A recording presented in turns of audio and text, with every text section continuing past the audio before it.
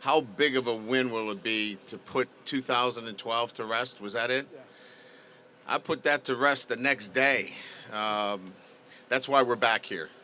Building our football team to get an opportunity to be back and compete for a national championship. So, we've put that behind us because you can't move forward, unless you're thinking about building your football team. We think we've got a very good football team. Um, and our goal has been to win a national championship and get back to that. We're back here now. We've got to win football game. We got a really good opponent in Clemson. We know the challenge in front of us, but we're excited about it. Final question for me: would a win validate that Notre Dame's back on the national scene as a prominent powerhouse? No, I think we are. You wouldn't be here unless we were on the national scene.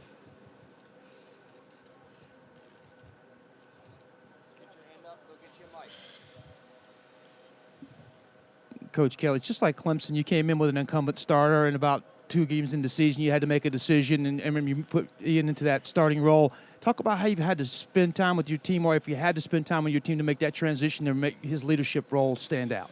Yeah, I think there are different circumstances when you make changes at quarterback, and I've had them throughout my 28 years of being a head football coach, where sometimes it's more delicate than others. This was not a delicate situation. Both of them were well respected. Both of them handled themselves in such a manner that I think our team trusted whoever was the signal caller, and I think that was pretty evident in the way that we played with Brandon and the way that we played with Ian.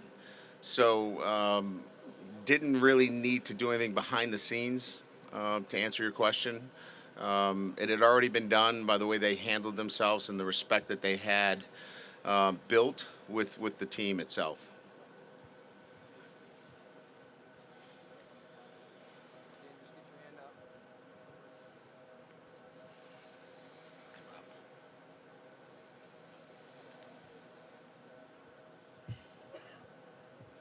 That's some fine artwork right over here. That'd be the Fighting Irish right there for any of those here that are not sure what that is. Is that rattlesnake being here? Huh? That's a tire? Of course, one of our sponsors being Goodyear. Let me throw that in. Is that good, Goodyear? Okay. Coach, here in the back, Yeah. how much do you view this game as sort of a measuring stick for your program going against a quality team like Clemson? I don't. This is not a measuring stick. We've had a number of games this year that we're able to understand who we are, and our schedule's a measuring stick. If we wanted to measure who we were, you just start with Michigan at the opener. I think that would probably, if you asked that question after the Michigan game, I would probably say we're going to be a pretty good team this year. But when you go through and you win week after week, you're past measuring sticks. You're about consistency and performance. You're about complementing your offense and defense and special teams. You're about individuals playing at a high level. So, we're well past that narrative. You said after week one you could tell that this was going to be a pretty good football team. Was there any point in the season where you first felt that a season like this, a trip to the college football playoff, was possible? Yeah, I mean, I think you see remnants of it in your off season. We came off a pretty good year last year. We felt there were some things last year at 10-3 that we had to address. We had a good bowl win over LSU, but there were things that we needed to work on. I thought we worked on them in the off season. We addressed them. Felt like if things continued to move in the right direction in the off season and then through the spring and summer. We had to really begin with beating our first game against Michigan, and I think things would fall into place. And then there was no other goal in mind but to be back here and to be part of the playoff conversation. Sure. Coach, Yes, sir. Coach, Justin Yoon has been a scoring machine since day one. What does it say about the confidence that the team has in him and you have in him as a kicker that he can hit it from just about anywhere? Yeah, I think anytime you talk about good football teams and consistent football teams, they have to have a kicker that you can rely on in any kind of circumstance, and in particular late in games. Justin has been a very steady player for us. has not gotten the national attention for some reason. I don't know why. He's our all-time leading scorer at Notre Dame, and I don't think you see his name anywhere. But for us, he has been that consistent player at that position that is required from all good football teams.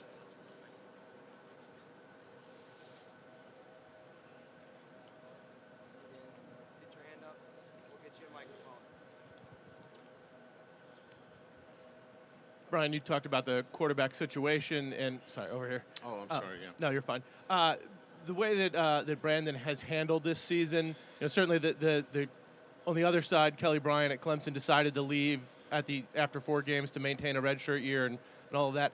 How did Brandon handle all of this? How has he fit in with the team? And have you talked to him about what his future might be with potential to transfer and stuff like that down the road?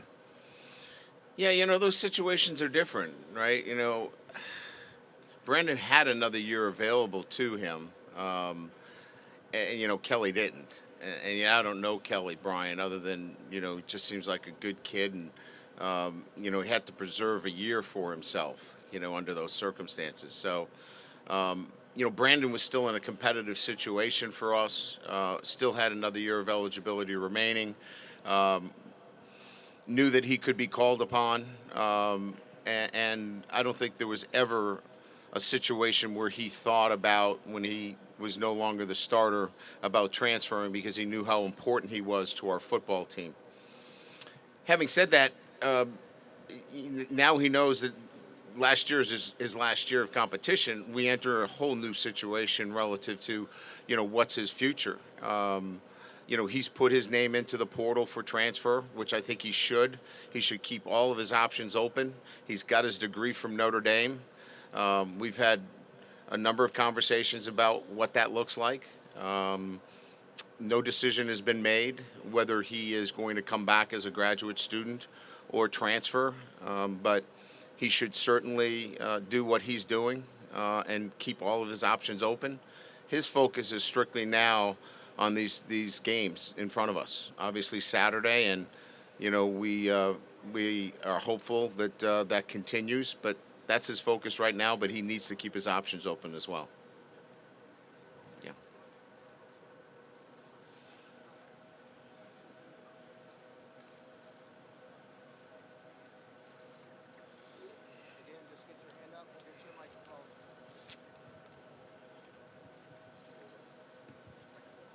When you guys came into the stadium earlier this week, was there kind of a shock and awe factor that you needed to get over?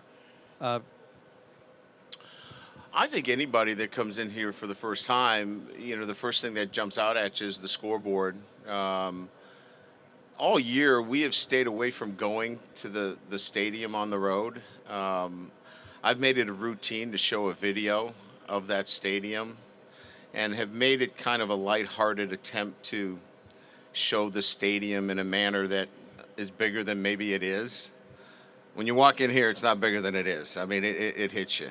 However, we've built a routine here now, that we've been here now. This will be our 4th practice. I think our kids feel a lot more comfortable in the environment. We put crowd noise in here yesterday. It was deafening. So I think we've acclimated quite well to it. I think we'll be able to handle the moment as it gets closer to game time. I think there are a couple of adjustments. This board, when you get a punt up into that board, to the side of the board, it changes the optics a little bit.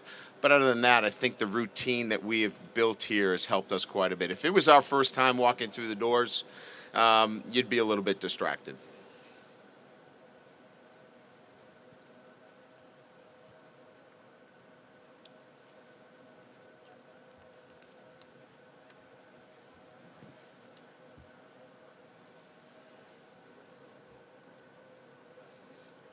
Tim, anything from you? Tim Collins? You good? Okay. Tim is audio visual for Notre Dame. One of the best in the business. He gets embarrassed quickly when you do things like that. That's his entire crew right there. He has more student videographers than anybody in the country. So when you talk about those Alabama staffs being large, We have the largest videographer staff in the country. What are we, 72 now, guys? 60. All on scholarship, too. Yeah. Funded through grant aid.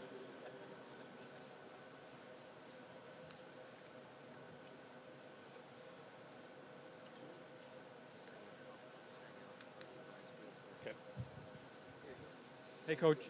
Tom Rinaldi talked about how you changed as a man in the last couple of years.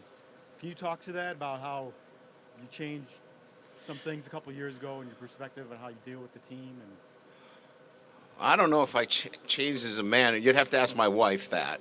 That's a little personal. I think what Tom might be referring to more than anything else is my approach on a day-to-day basis relative to my relationships with the team and how I spent my time. And it's been good. You know, it's healthy for me. It's healthy for our football team that I spend more time and delegate more to our assistant coaches. And you know, it's certainly something that it's a healthy kind of me relative to how I go to work every single day.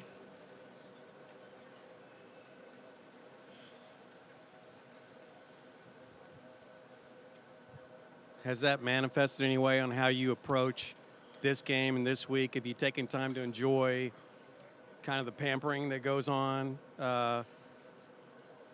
know, with the events that are set up for you guys? Yeah, I mean, I think for me, you know, eyes wide open, you know, you don't go into these games and not want to win them, right? So the focus has been on being here to win this football game. But the Cotton Bowl and the way they treat you is so different than any other experience that we certainly have felt it. But I think in terms of the day-to-day approach, my focus, I know our staff, they really appreciate how they've been treated, but it's been so much more of a business trip than any other time before.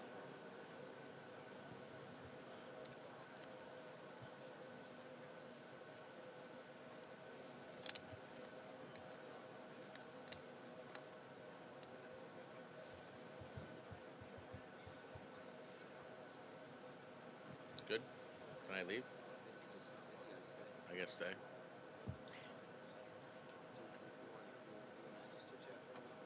Let's talk about it.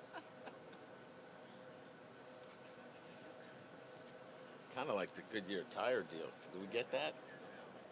Who do we buy that from? Is there anybody we can buy the Goodyear tire from?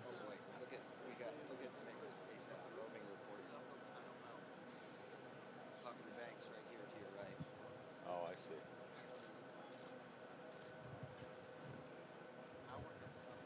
Find out where. Hey, Brian. Oh, thanks, Ralph, for saving me. I appreciate that. Well, maybe you might not like the question. Oh, Ralph, listen, I've heard them all. You can't have a tough one. Do you know what Brandon's plans are beyond this season? Brandon Wimbush's plans. Has he told you whether he will be at Notre Dame or not next year? We've had two discussions, preliminary in nature, about his options. No decision has been made, but I think he's torn right now. I mean, I think he's always been team first and about the moment, and so his focus has been on these games. But he knows there's an immediacy as well, so that's why he's gone through the proper channels to put his name in the portal to make sure that he leaves that door open. But he also knows that he's got enough time to work the back channels and figure out that if he does want to transfer, that he can do that. But I honestly think he's in a position where he's focused on these games, that he hasn't gone all in on saying, I'm going to XYZ school. So our conversations have been supportive. And I truly, Ralph, would tell you, I'm supportive of whatever his decisions. He's earned the right to transfer and play in his senior year for what he's done for Notre Dame. He's gotten his degree. He's helped our football team. But if he's decided to stay, he'll be a leader on this football team. most likely a captain, and we'll make sure that he's involved in our offensive structure. So he's got some decisions to make. He knows it's a short time line, but we've put himself in a position where if he's got to make a quick decision, he's laid the groundwork for it. How much did him having to play against Florida State help him become a better backup for the rest of the season? In other words, like now you get to a game where he's a play away, and he even said he was kind of feeling a little. I don't know. I might be putting words in his mouth when I say stale, but he felt like that helped him get back into the mode of like, okay, I really got to be ready to play. Yeah, I think it's I don't think that we as coaches kind of evaluate that from a perspective of, well, you hadn't played in a long time, and then you got to go in there. But you could see that his preparation was a lot more urgent, if you will, after that game and everything that he did. And he has been outstanding in terms of the way he's prepared, in a sense that you can see things developing much more than they were when he was not playing. And so I think there was definitely a change in the way he saw things in his own preparation, sometimes that we don't see. And he's ready to play. I mean, if he has to go out here and play, he will play at a high level.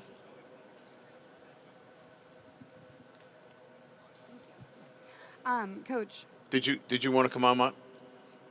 You sure? Yes, I'm sorry. No, it's okay. What has it been like watching Ian Book's journey coming from such a small high school and now he's on this giant stage? What has that been like? Well, when we recruited him, it was, an interesting recruiting kind of journey, and that is one where he was committed somewhere, and then we got involved, and I didn't know Ian very well.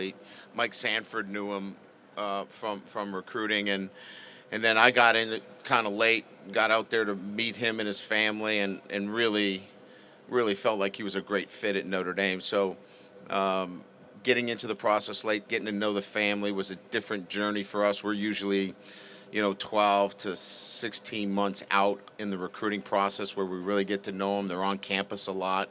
So this was a little bit different from that perspective.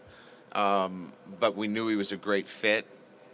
He comes to campus, and it's really a learning process for him, and he just continues to develop physically, and we see kind of a little bit of a light at the end of the tunnel last spring, not this current spring, the spring before, that this young man's got a chance, and then he's just continued to progress to the point where now he's a starter. So this is the classic case of under recruitment and somebody that has blossomed a little bit later than maybe some other high profile 4 or 5 star players. Asmar, come on up. Asmar, you and I can do this together. You sure? Asmar's so vocal, talks all the time. We can't shut him up. Isn't that true, Hunter?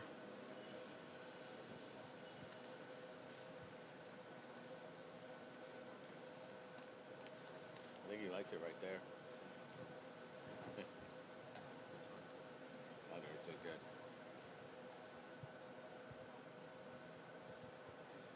He's leaving now. Where'd he go? He's like, get me out of here.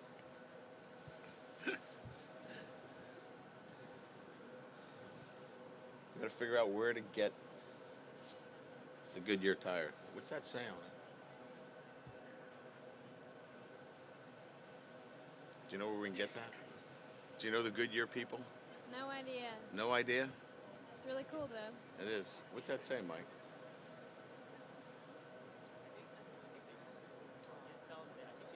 They're saying it weighed 400 pounds.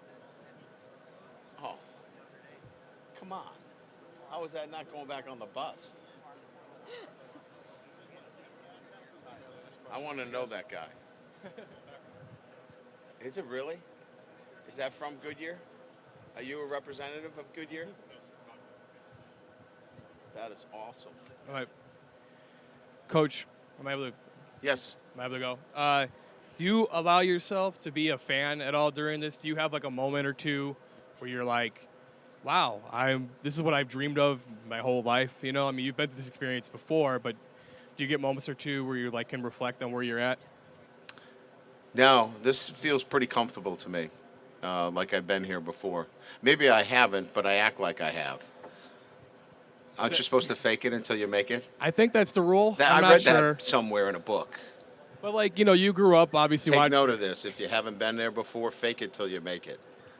But obviously, I mean, you obviously grew up watching football your whole lives, and Mm-hmm. now you get. I mean, you've obviously had an experience in 2012 with this, but this is, you know, do you allow yourself to maybe think, man, like where you've been, where you've come to, and where you're going potentially? You know, not to be too cliched. You've been around me. I don't seem to wax philosophically very much. I'm really proud of my football team. I'm really proud of our staff and what they've put in, the work to get to this point. I think we deserve to be here. I know we deserve to be here, and we expect to be back here again. Not to get too philosophical, but what is the meaning of life? What is the meaning of life? For me, I mean, it's just health, happiness. Being around people that are positive on a day-to-day basis. I want to be surrounded with people that are passionate and really bring happiness and life to what you're doing every day. Sounds good to me. Only from Goshen. You only get that stuff from Goshen, Indiana, folks. Thanks, Coach. Hey, Mark, how are you? How tough is it knowing that Drew Tranquil will not be on the roster next year? Yeah, it will be different, certainly with his impact, not only as a football player, but in all areas. You could list his impact as being as effective off the field in this 12-0 season as it was on the field. As a roving leader, and when I say a roving leader, somebody that is impacting how things go in the training room, how things are going in the meal room, just on the road, how people are handling, rooming assignments. I mean, just having a 11th coach, if you will. So he will be irreplaceable as it relates to having a sergeant, if you will, that passes on all those orders and makes sure they get done. As you can tell, I speak from my heart with Drew because he meant so much to our football team this year, but last year as well, and he'll be sorely missed.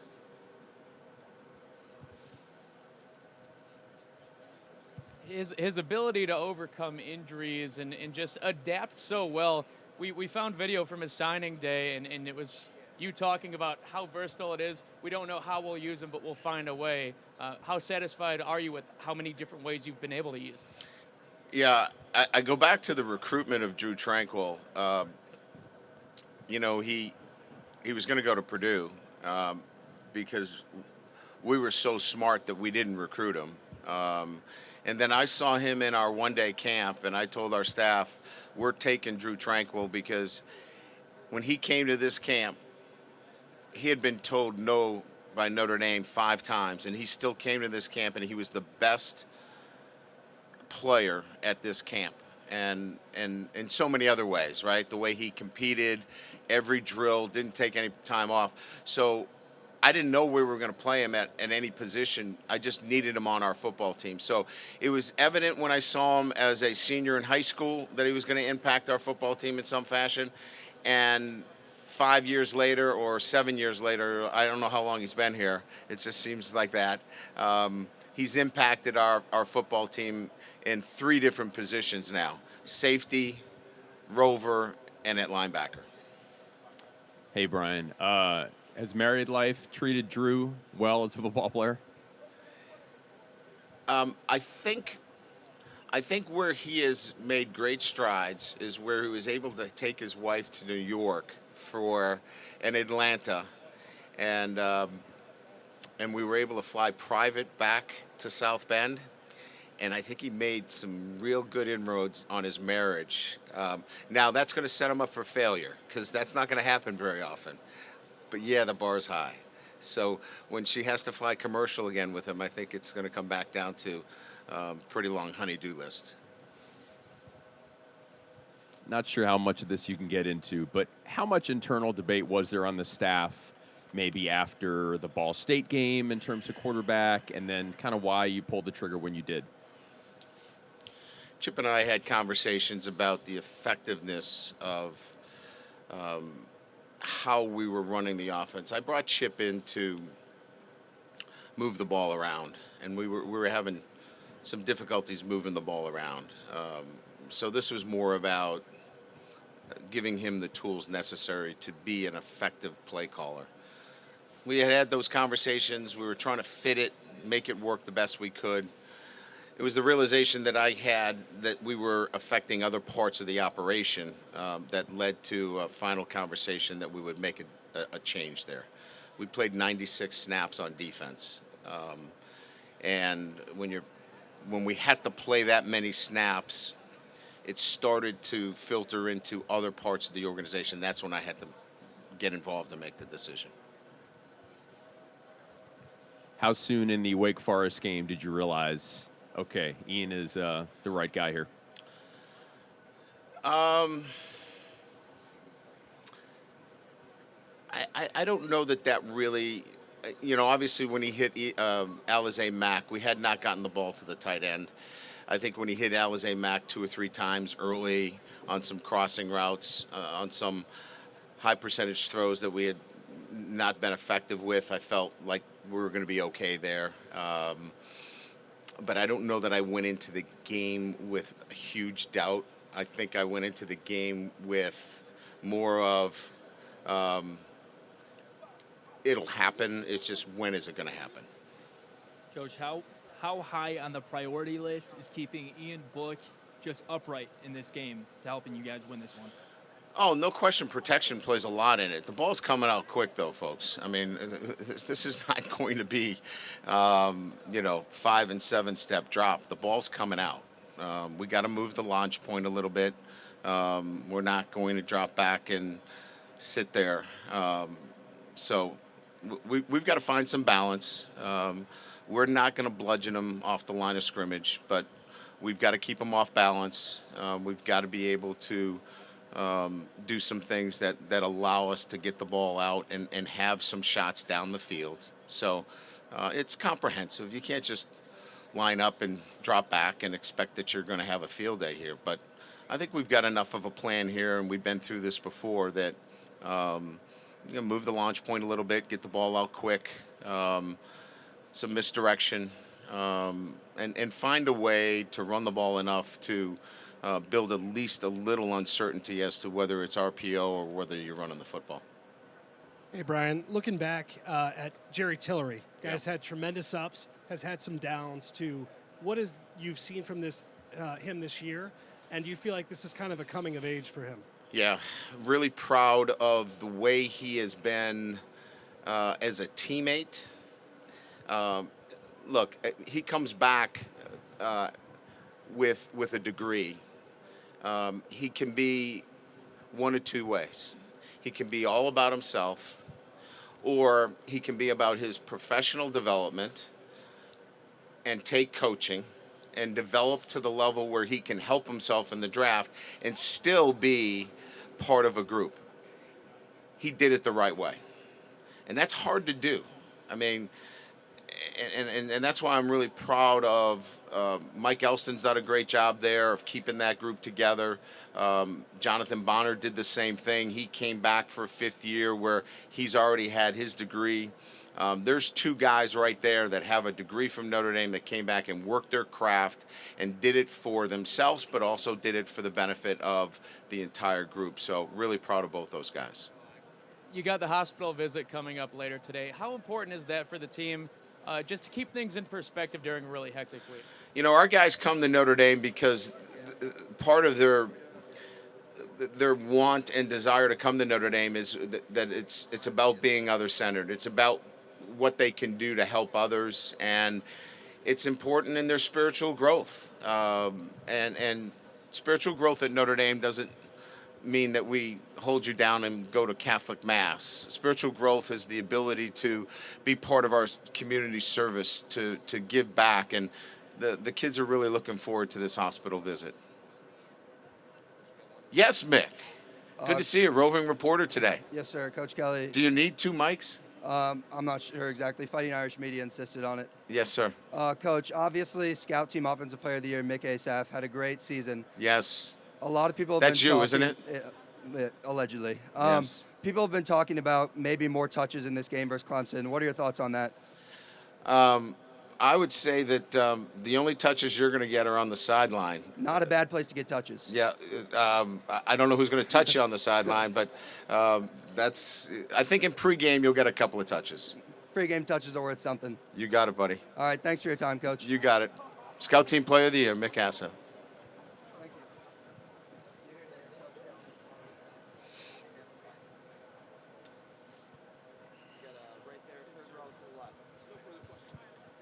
Yeah, Brian, you mentioned going through this process. You mentioned the portal with Brandon.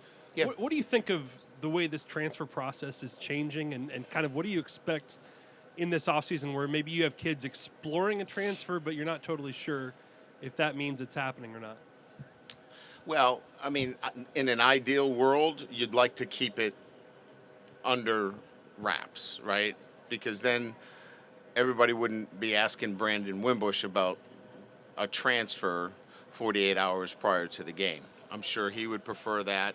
I certainly would prefer that. But it takes it out of the hands of others who haven't handled it quite well by blocking transfers and not letting kids investigate those kinds of options, which in this instance are certainly his prerogative. So you'd like a better way to do it, but for right now, this seems to be the most reasonable way to do it. Maybe if we get a little bit more time, we can think about a better way to do it, but I think this seems to be the best way that we have right now.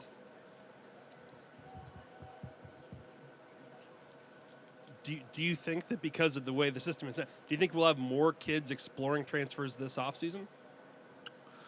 No, I don't think the rule really, I don't know if you're asking that there's a direct correlation to the 4-game redshirt to transferring, because they really have nothing to do with each other. Right. I think transferring is always been part of what's happening here. I mean, you're dealing with quarterbacks that and in this instance with Brandon, I mean, this makes sense that he should investigate it. He's a very, very good quarterback who should look at all of his options. If you're a freshman, should you do it? I think that's individual, to individual. Some would say, hey, be more gritty, hang in there, fight it out. I mean, I think there's a number of ways to look at that. Others would say, hey, you should have the right to go wherever you want to go. I mean, there's a ton of ways to look at it. I think each one of them is so individual that I don't know that it opens a Pandora's box per se. I think you're going to see quarterbacks though that are looking for opportunities to play. Coach, 2 years ago you won 4 games, and now you guys are here. What do you think the biggest, most important change you've made to be where you guys are now?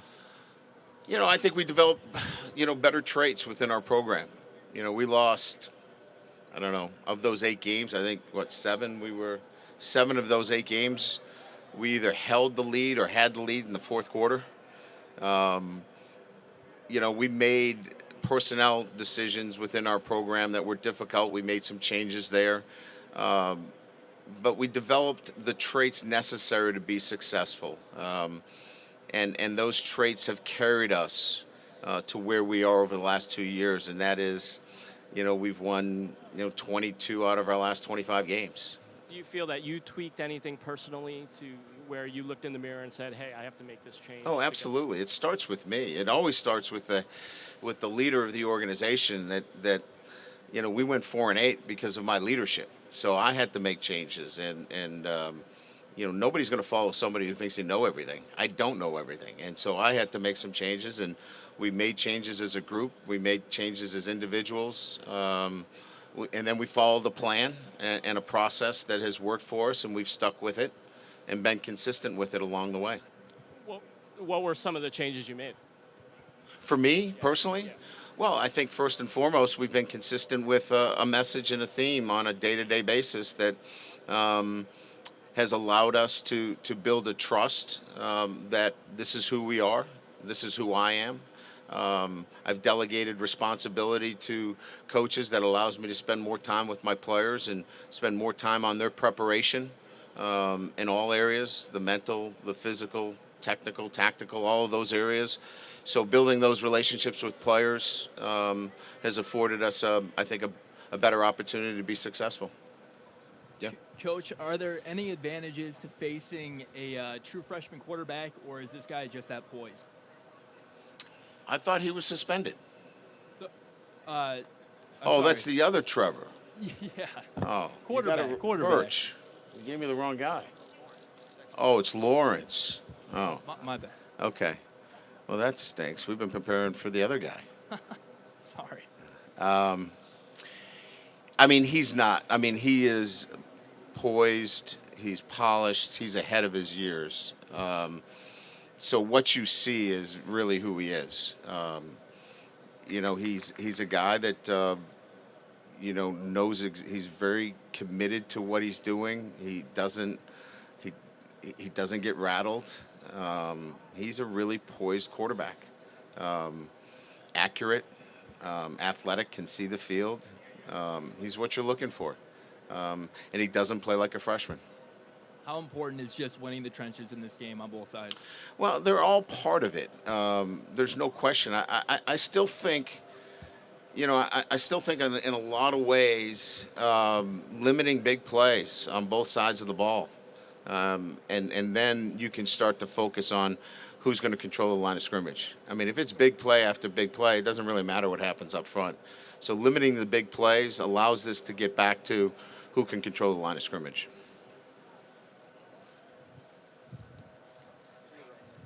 Hey, Brian. Ooh, hi. How rare is it for guys like Ian and Brandon to be as close as they are when they're competing every day? You look at, quarterback competitions all around the country, and those guys maybe aren't as close as these guys. Yeah. I